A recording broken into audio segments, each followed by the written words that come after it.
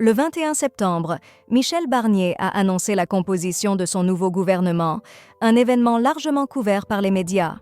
Selon des informations rapportées par Politico le 25 septembre, Emmanuel Macron aurait demandé à son Premier ministre d'exclure deux personnalités clés des Républicains des négociations. En effet, après sa nomination le 5 septembre, Michel Barnier a travaillé en étroite collaboration avec le président pour finaliser la liste des ministres.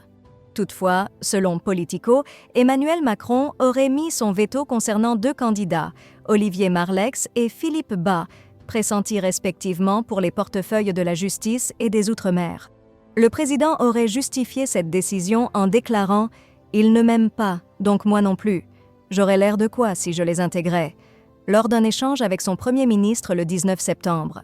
Les tensions entre Macron et ces deux figures des Républicains ne sont pas nouvelles.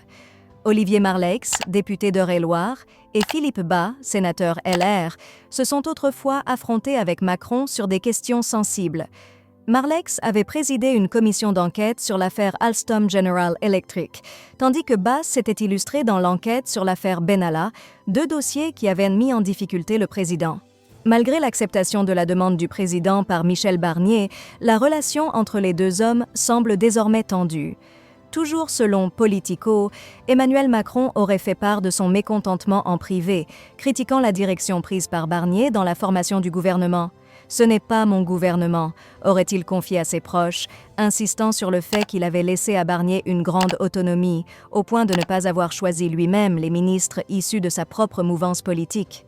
Visiblement irrité, Macron aurait même ajouté que le nouveau gouvernement penchait trop à droite à son goût.